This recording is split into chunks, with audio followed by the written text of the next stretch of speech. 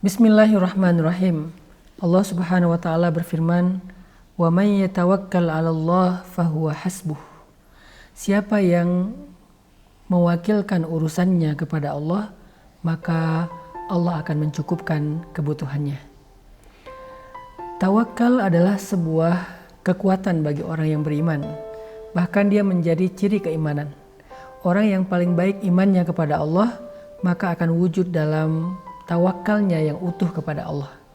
Makin baik iman seseorang kepada Allah, makin besar rasa bergantungnya kepada Allah. Gak mungkin seseorang yang mengaku beriman kepada Allah tetapi ragu untuk menyerahkan hidup dan urusannya kepada Allah. Gak mungkin. Itu hal yang bertolak belakang. Sehingga ketika kita menjadi seorang mukmin, harusnya kita menjadi orang yang paling kuat dalam berserah dan menggantungkan hidup serta urusan kita kepada Allah Subhanahu wa taala. Di antara ciri orang yang tawakalnya baik itu adalah muncul tuma'ninatul qalb, muncul ketenangan di dalam hatinya.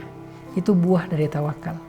Jadi kalau kita rasanya selama ini sering khawatir, sering galau, sering ngerasa terusik, sering bingung, maka salah satu kunci untuk menghilangkan semua perasaan yang tidak nyaman itu adalah belajar tawakal, belajar tawakul, belajar berserah dan bergantung kepada Allah Subhanahu wa taala. Ketika dia menyerahkan urusannya, masalahnya kepada Allah, dia percaya Allah sebaik-baiknya akan mengurus masalah itu.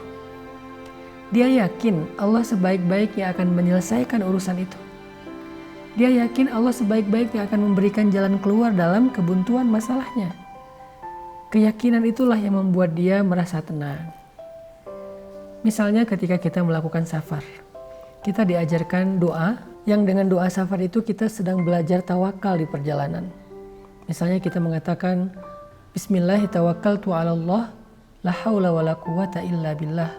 Subhanalladzi sakhkhara lana hadza wa ma kunna lahu muqrinin.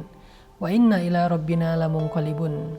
Allahumma inna nas'aluka fi safarina hadza albirra wat taqwa wa minal amali ma tarda.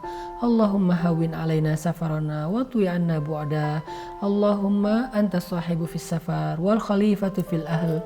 Na'udzubika min wa'sa'i safar wa ka'abatil manzar wa su'il munqalab fil mali wal waladi wal ahli. Jadi doa safar yang luar biasa ini di dalamnya mengandung makna tawakal yang luar biasa juga.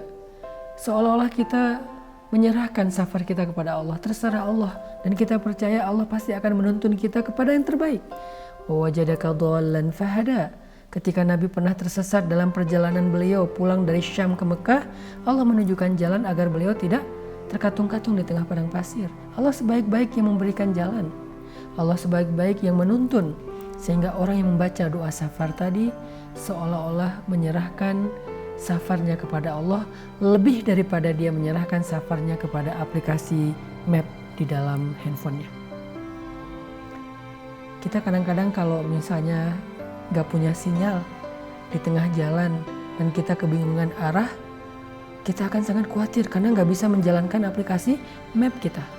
Di map itu muncul sinyal hilang, sinyal tidak ditemukan, akhirnya kita gak bisa mengupdate nih jalannya harusnya kemana, ke kanan apa ke kiri. Kita bingung, kita khawatir karena kita menyerahkan urusan safar kita kepada map. Begitu juga ketika kita menyerahkan urusan safar kita kepada seorang guide. Kita gak percaya guide ini tahu jalan, sehingga ketika kita muter-muter di sebuah kota, kita akan khawatir, nih supir tahu jalan gak nih, nih guide ngerti jalan gak nih, jangan-jangan mereka tidak berpengalaman, kita khawatir.